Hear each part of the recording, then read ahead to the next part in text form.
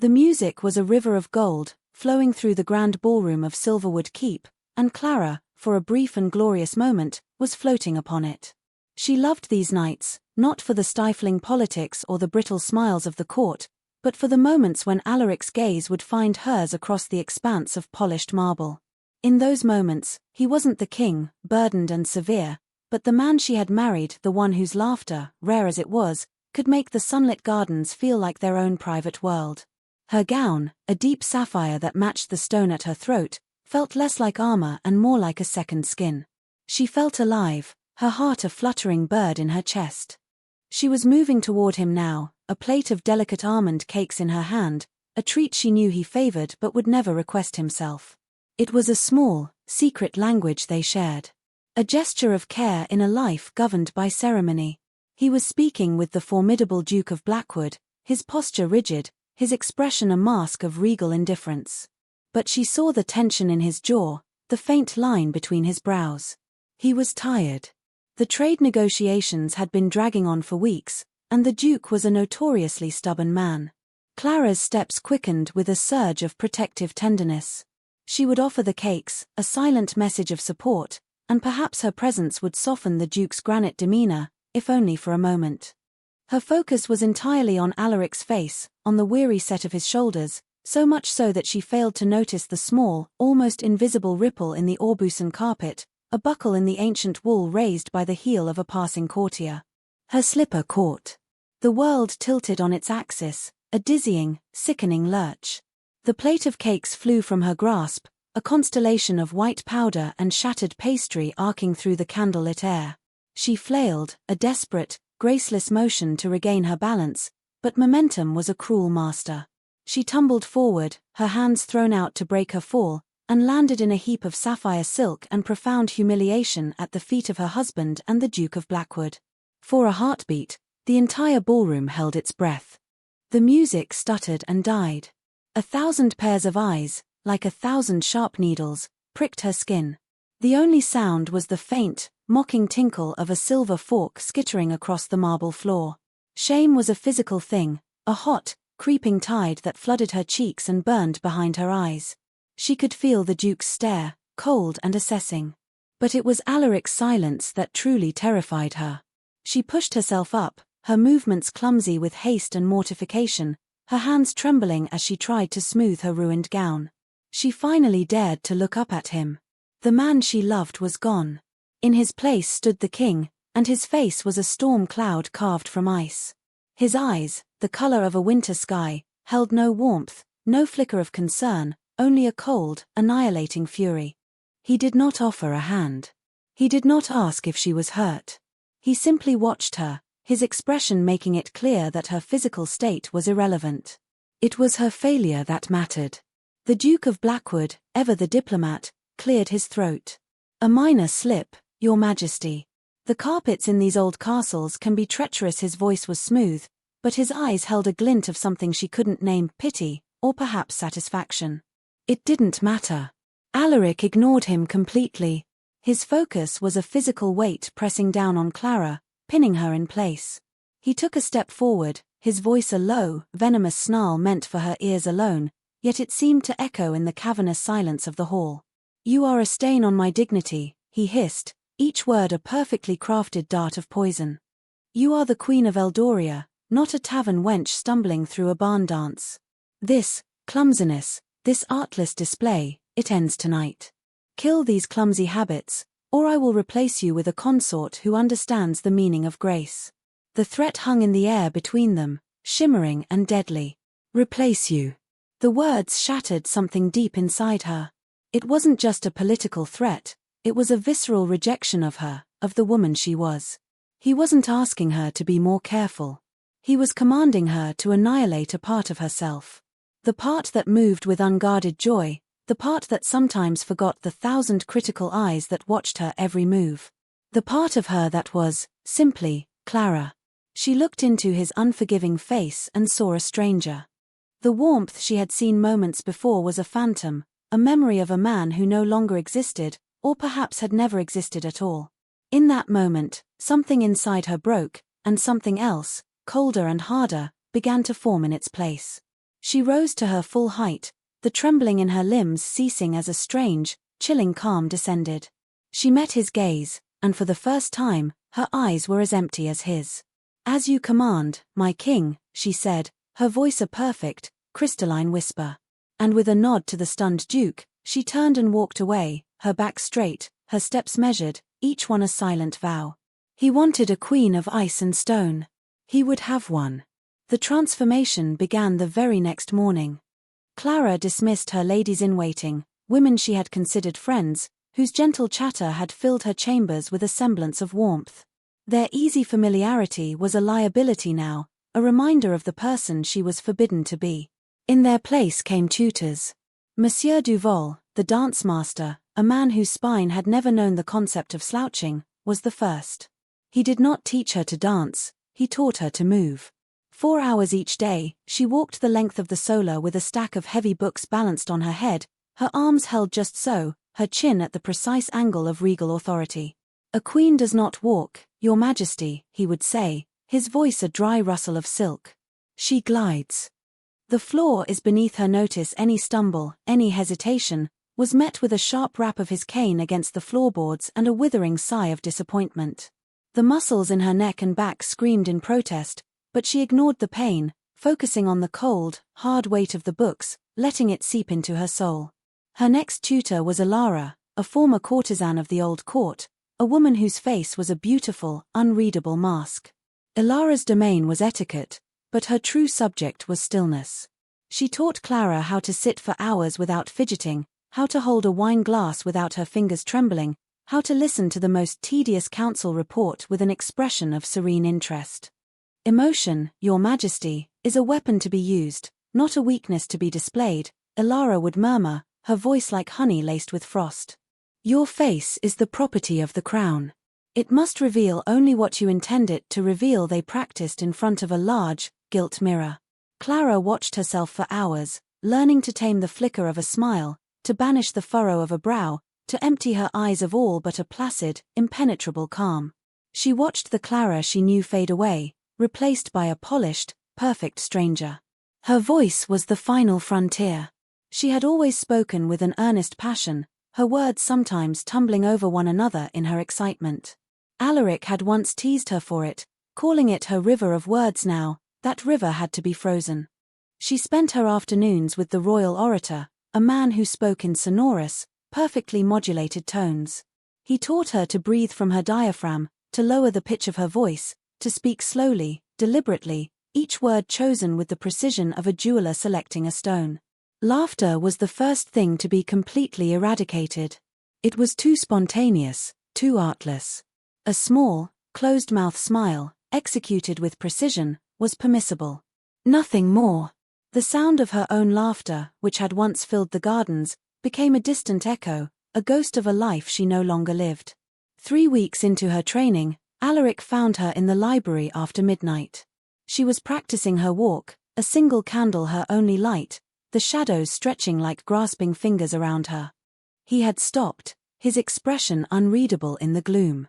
"Clara," he had said, his voice softer than she had heard it in weeks. "It is late." She had paused, turned, and executed a perfect, shallow curtsy. "My king," she replied, her voice the cool, measured tone she had practiced for 100 hours. "I was merely correcting a flaw in my posture. I will not allow it to happen again." He had stared at her, a flicker of something, confusion, regret, in his eyes. He had taken a step toward her, his hand slightly outstretched. She did not flinch or recoil. She simply remained still, a statue of alabaster and moonlight, waiting for his command. The space between them, once filled with easy affection, was now a chasm of perfect, silent etiquette. His hand dropped to his side. "Very well," he had said, his voice suddenly clipped. And he had turned and left her alone in the darkness. She stopped touching him. It was not a conscious decision, not an act of rebellion. It was simply a consequence of the new rules that governed her existence. A queen did not initiate contact. Her hands, once so quick to smooth his brow or rest on his arm, were now kept gracefully clasped at her waist. When they walked together, she maintained the prescribed distance, a foot of empty air separating them like a wall of glass. In their bed, She lay perfectly still on her side, a marble effigy in the moonlight, her breathing even and slow. She no longer reached for him in the night, no longer sought the warmth of his body. Her own body had become a fortress, and its gates were sealed. The clumsy girl who tripped on carpets was dead. The passionate woman who loved her husband was buried with her. In their place stood the Queen of Eldoria, flawless, graceful, and utterly, terrifyingly silent. She was everything he had commanded her to be. A perfect jewel, polished until every facet was sharp and brilliant, and all the light within it had been extinguished. The first time he saw the result of his command in its full, horrifying glory was at a meeting of the small council, 2 months after the fateful ball. Clara had never attended these meetings before. She had claimed, with a laugh that he now recalled with a painful ache, that the discussion of grain tariffs and border disputes made her head spin. But today, she had entered the council chamber behind him, her movements a fluid, silent poem. The assembled lords, grizzled and cynical men who had seen kings come and go, fell silent. They stared. She was wearing a gown of severe grey silk, her hair swept up in an intricate arrangement of braids that left her neck long and vulnerable, yet she looked as impenetrable as the castle walls. She took her seat beside his throne, her back ramrod straight, her hands folded serenely in her lap. Lord Valerus was droning on about a dispute over lumber rights in the Northern Territories. It was a tedious, circular argument he had made a dozen times before. Normally, Alaric would have seen Clara's attention begin to wander. She would have subtly shifted in her seat, or her eyes would have drifted to the patterns of sunlight on the floor. He would have felt a small, secret smile touch his own lips at her barely concealed boredom. But today, she sat as still as if carved from marble. Her gaze was fixed on Valerus, her expression one of placid, unwavering attention.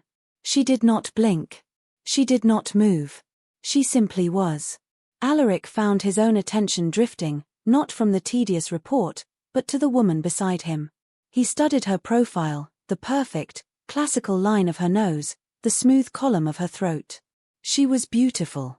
More beautiful, he supposed, than she had ever been. A masterpiece of regal perfection. A queen for poets to praise and painters to capture.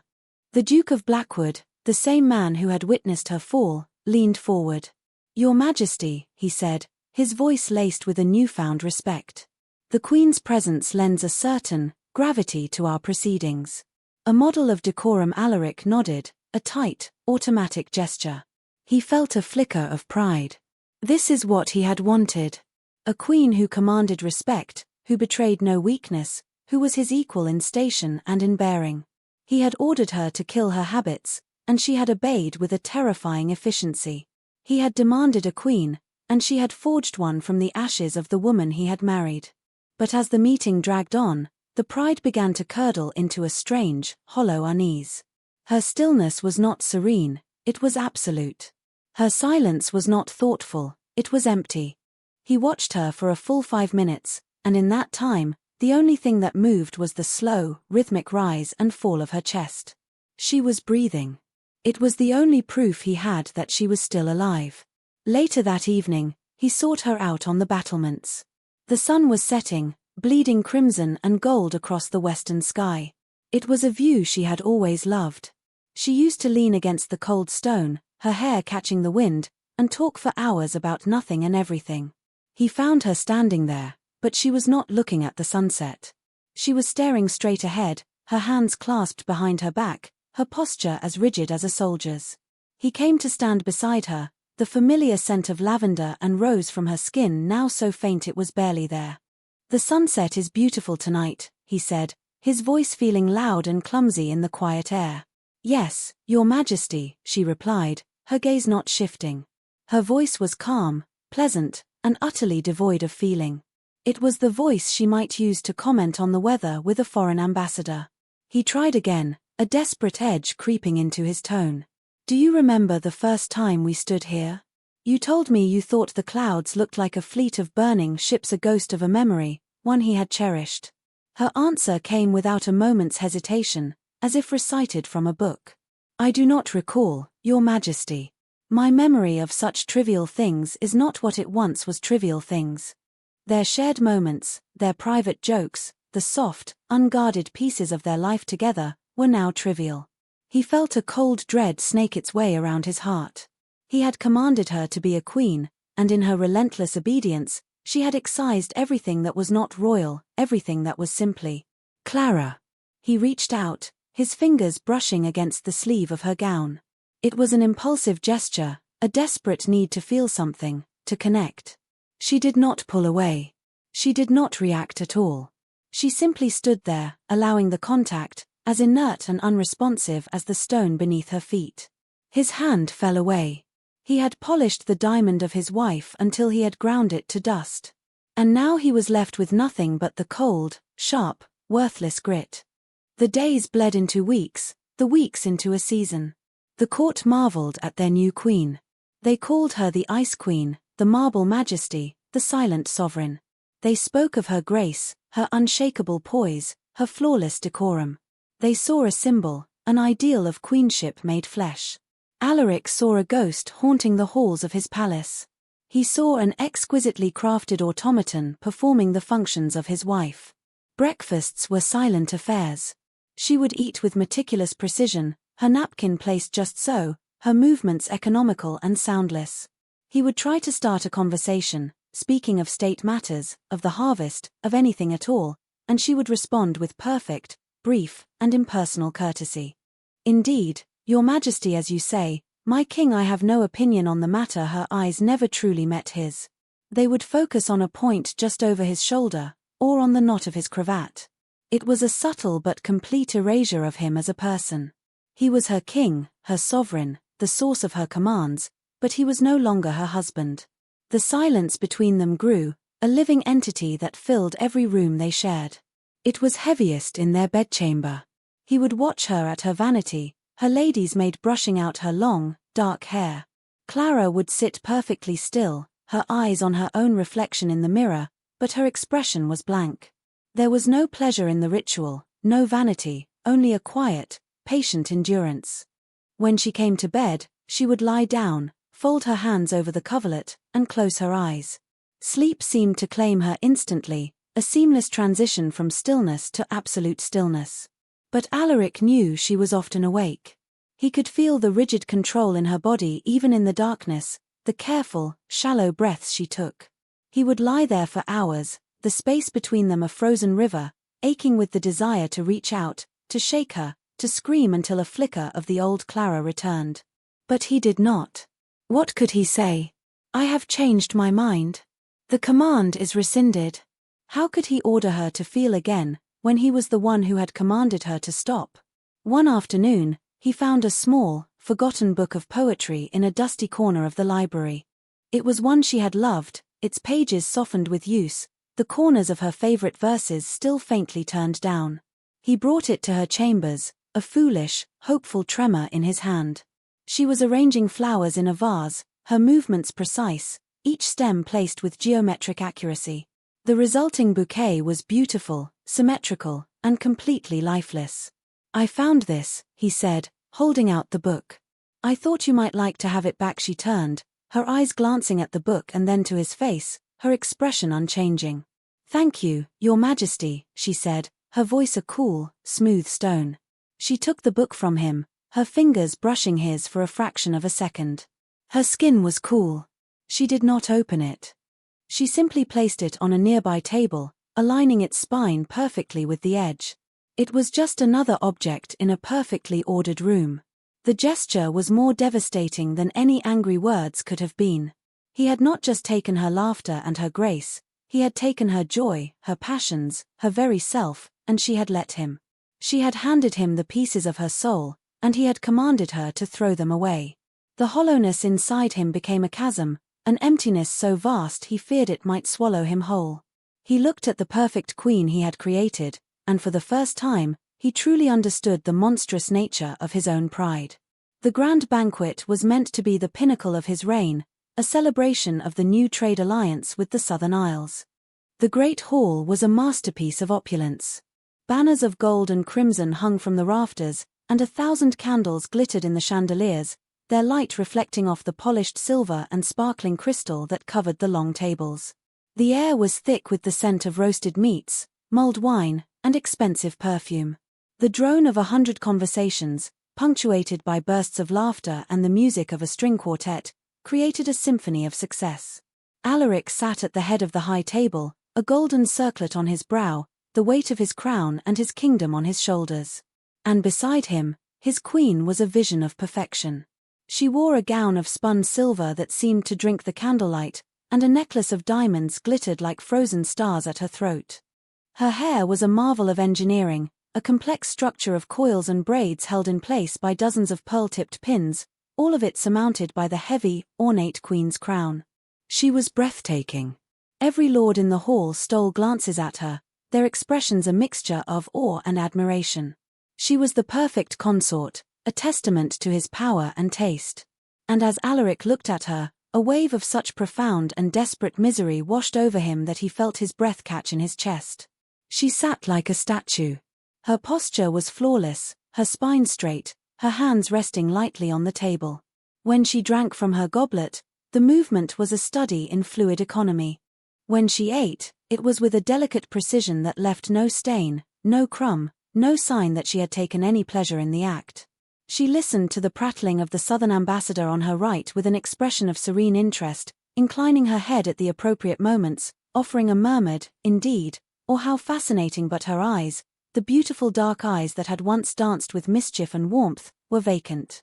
They were like polished stones, reflecting the candlelight but holding none of it within. He watched her for what felt like an eternity, his own food growing cold on his plate. He saw the perfection everyone else admired, but he saw the cage beneath it. He saw the pins in her hair not as decoration, but as nails holding her together. He saw the crown not as a symbol of her station, but as a leaden weight pressing her down into this cold, silent abyss. He remembered a time, at a much smaller, less formal feast, when she had laughed so hard at a joke told by his court jester that wine had come out of her nose. He remembered the horrified gasp she'd given, the blush that had flooded her cheeks, and then the way her eyes had met his across the table, sparkling with shared, uninhibited mirth. He had fallen in love with her all over again in that moment. That woman was gone. He had murdered her. He had taken that vibrant, living, beautifully imperfect woman and replaced her with this cold, beautiful doll. The thought was a physical blow. The drone of conversation faded. The rich food tasted like ash in his mouth. He could not bear another moment of it. He could not sit beside this perfect stranger and pretend this was a victory. He pushed his chair back, the harsh scrape of wood on stone cutting through the noise of the hall. Every head turned toward him. A hush fell over the room. He stood, his knuckles white where he gripped the edge of the table. His voice, when he spoke, was not the measured tone of a king. It was the raw, ragged command of a desperate man. "Leave us," the words cracked like a whip in the sudden silence. There was a moment of stunned confusion. The lords and ladies exchanged uncertain glances. The southern ambassador's mouth hung slightly agape. Alaric's gaze swept the room, and it was the gaze of the king they all feared, the one who had forged a nation from war and fire. There was no room for argument in that look. "Now," he commanded, his voice lower, more dangerous. The spell broke. A frantic, rustling scramble began as hundreds of guests rose from their seats. Chairs scraped, goblets clattered, and a river of silks and velvets flowed toward the great oaken doors. No one spoke. No one dared to look at the king or his silent queen. Within a minute, the vast, echoing hall was empty. The doors boomed shut, leaving Alaric and Clara alone in the sea of guttering candles and the wreckage of a feast. The silence that descended was absolute, a heavy blanket that smothered all sound. It was the same silence that had lived between them for months, but now, in the vast emptiness of the hall, it was unbearable. Clara had not moved. She had not even turned her head to watch the exodus. She remained in her seat, a silver statue at the head of an empty table, her hands still folded, her posture perfect. She was waiting for her next command. Alaric's heart hammered against his ribs. He knew what he had to do. This could not be undone with words alone. An apology would be a meaningless sound in the void he had created. He needed to tear down the prison he had built around her, piece by piece. He did not beg. He did not plead. He walked. He moved from behind the high table, his steps echoing on the stone floor. He walked the length of the dais until he stood behind her chair. She did not tense. She did not acknowledge his presence in any way. She simply sat, her stillness a monument to his cruelty. He reached out, his hands trembling slightly, and his fingers brushed the cold, heavy gold of her crown. For a moment, he hesitated. This was the symbol of everything he had demanded she become. Lifting it felt like a blasphemy against the very order he had imposed. He took a breath, his resolve hardening.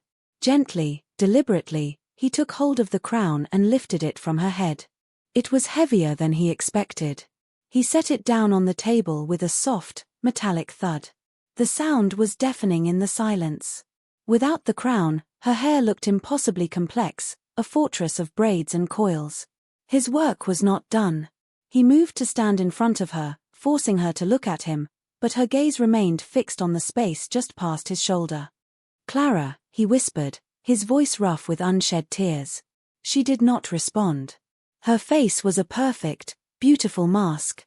He reached for her hair. His fingers, clumsy and large, fumbled with the first pearl-tipped pin. It was sunk deep into a tight coil of hair. He worked it free, his touch surprisingly gentle.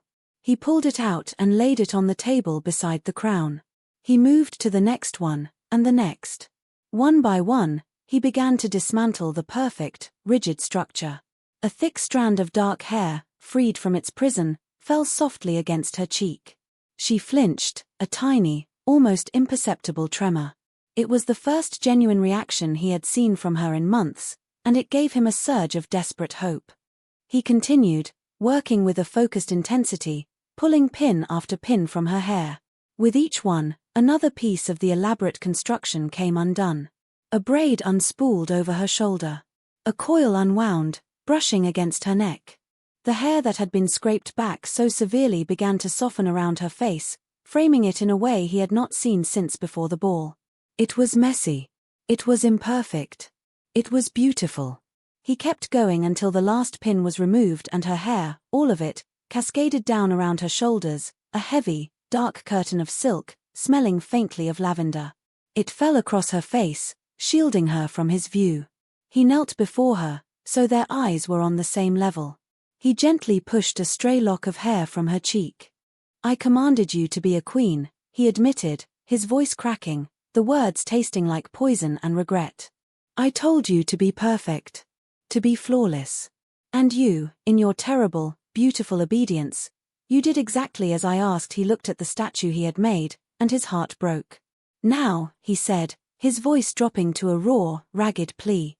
"Now I command you to stop." He saw a flicker in the depths of her empty eyes. A spark. A memory of light. "I don't want the statue," he choked out, the admission tearing through him.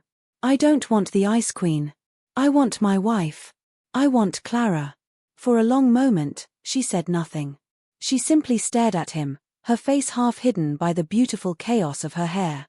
He saw the smooth, placid mask she had worn for so long begin to fracture. It started with a tremor in her lower lip, a tiny, uncontrollable quiver. Then her perfect posture wavered, her shoulders slumping just a fraction of an inch. A single tear welled in her eye, impossibly bright in the candlelight, and traced a slow, glittering path down her cheek. It was a crack in the dam. And then another tear followed, and another. The mask did not just crack, it crumbled. It disintegrated into dust, revealing the raw, wounded, terrified woman beneath. A sound escaped her lips, a choked, broken sob that was the most beautiful thing he had ever heard. It was a sound of pain, of release, of life. She launched herself from the chair and into his arms, her body racked with great, shuddering sobs. He fell back on the stone floor, pulling her with him, holding her tight against his chest as if he could physically piece her back together. She wept. She wept for the humiliation, for the endless hours of painful training, for the woman she had been forced to kill. She wept for the silence and the loneliness and the crushing weight of his expectations. Her tears soaked the front of his royal tunic, a warm, wet stain of grief and absolution. He buried his face in her messy, unpinned hair, inhaling the scent of her, the real scent of her, and whispered her name over and over again. "Clara." Clara. I'm sorry. I'm so sorry. They were inadequate words, pebbles thrown into a chasm of his own making, but they were all he had. He held her on the cold floor of the empty great hall, surrounded by the ghosts of a feast, and for the first time in months, he was not a king holding his queen. He was a man holding his wife, and he prayed to any god that was listening that it was not too late to find her again. He held her until the last of the 1,000 candles began to sputter and die, plunging the hall into a soft, forgiving gloom. The storm of her weeping slowly subsided into quiet, exhausted tremors. She was limp in his arms, her head resting on his shoulder, her breath catching in small, hiccuping sighs. He could feel the warmth of her body seeping through his clothes, a living, breathing heat that felt like a sunrise after a long, frozen night. He shifted, carefully, so he could look at her face. Her eyes were red-rimmed and swollen, her cheeks streaked with tears, her hair a wild tangle around her. She looked utterly broken and more beautiful than she had in the flawless silver gown. She looked real. Alaric, she whispered, her voice raw and fragile. It was the first time she had used his name in what felt like a lifetime. The sound of it on her lips was a balm to his soul. I tried, she said, her voice catching. I tried so hard to be what you wanted, I know, he murmured, his thumb stroking her tear-stained cheek. You were perfect. You were a perfect queen. And I was a fool. I was a cruel, proud fool. He pulled back slightly, needing her to see the truth in his eyes. I asked you to destroy the part of you that I loved the most. Your warmth. Your light. I saw it as a weakness, because I was afraid. Afraid of the whispers in court, afraid of looking weak myself. I tried to forge you into a weapon, a shield for my own pride, and I nearly destroyed you in the process. She didn't offer him easy forgiveness. She simply watched him, her gaze searching his face, looking for the man she had married beneath the king who had condemned her. He saw the pain there, but he also saw a flicker of something else, something tentative and fragile, understanding. He had been a king, ruling by command. Now, he had to be a husband, and learn to ask. Can you forgive me, Clara? He asked, the words feeling small and insufficient for the magnitude of his crime. Can we find our way back? She didn't answer with words. Instead, she lifted a trembling hand and laid it against his jaw. Her touch was hesitant at first, then firmer. It was not the inert contact of the statue, it was a choice. A connection. She leaned in and rested her forehead against his. They stayed like that for a long time, breathing together in the near darkness, the silence between them no longer a chasm but a shared space of quiet, fragile healing. There were no more commands to give. There was only the slow, difficult work of rebuilding, stone by painful stone, the kingdom of two they had once shared. The journey back was not a simple one. The next morning, Alaric awoke to find Clara's side of the bed empty. A sliver of panic, cold and sharp, pierced his chest. He rose and found her by the window, wrapped in a simple dressing gown, staring out at the dawn. Her hair was still loose, falling in soft waves down her back. When she heard him approach, she turned, and he saw her instinctively straighten her posture, the old training etched into her very muscles. But then she seemed to catch herself. She visibly relaxed her shoulders, a small, conscious act of defiance against the queen he had made. A wobbly, uncertain smile touched her lips. It was the first genuine smile he had seen in months, and it was like watching a flower bloom after a brutal winter. He did not command her to breakfast. He went to the kitchens himself, shocking the staff into stunned silence, and brought back a tray. It was a clumsy effort. He spilled some of the juice, and the toast was slightly burned. He set it down on a small table near the window. I thought, we could eat here, he said, feeling as nervous as a young suitor. She looked at the tray, at his earnest, hopeful face, and a real laugh, soft and rusty from disuse, bubbled up from her chest. You are a terrible servant, my king, she said, the gentle teaser melody he had thought he would never hear again. I am, he agreed, his heart swelling. But I hope to become a better husband. The court was a more difficult beast to tame. They had grown accustomed to the Ice Queen, and her sudden thaw was a source of confusion and gossip. At the next council meeting, when a minor lord made a condescending remark, assuming her silence meant she was merely decorative, Clara spoke. Her voice was quiet, but it was no longer the flat, emotionless tone of the automaton. It was laced with an iron he had never heard before. She calmly and methodically dismantled the Lord's argument with a clarity and insight that stunned the entire room into silence. She had been listening all those months, observing, learning. She had forged her own kind of strength in the crucible of his making. When she finished, she looked at Alaric, a question in her eyes. He gave her a slow, proud nod. He was no longer her commander, but her ally. There were still days when the ghost of the Ice Queen would return. Moments of stress when she would retreat into a silent, rigid stillness. Times when she would catch her reflection and he would see a flicker of the stranger in her eyes. But he learned to be patient. He would not command her to feel, but he would invite her to. He would bring her a wildflower from the garden. He would read to her from her favorite book of poetry, his voice soft in the firelight. He would reach for her hand, not with the expectation of a king, but with the hope of a husband, and more often than not, her fingers would curl around his, a silent answer to a question he was finally learning how to ask. One evening, months later, there was music in the garden, a small quartet playing for no other reason than the beauty of a summer night. Alara stood by the fountain, watching the fireflies. Alaric came to her side. He didn't speak.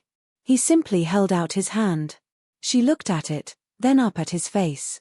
100 emotions played across her features: memory, pain, fear, and then, finally, a slow, dawning hope. She placed her hand in his. He led her to a small patch of open grass, and in the soft glow of the lanterns, he began to dance with her. It was not the formal, precise dance of the ballroom. It was a clumsy, gentle sway, a quiet shuffle under the stars. At one point, she stumbled, her foot catching on a root. She gasped, her body tensing for a moment in remembered fear. But Alaric only held her tighter. "It's all right," he murmured into her hair. "I've got you." She looked up at him, and in the starlight, he saw that her eyes were shining, not with tears of grief, but with a light he thought he had extinguished forever. She was not the clumsy girl he had shamed, nor the perfect queen he had created. She was Clara. She was his wife. And she was, finally, home.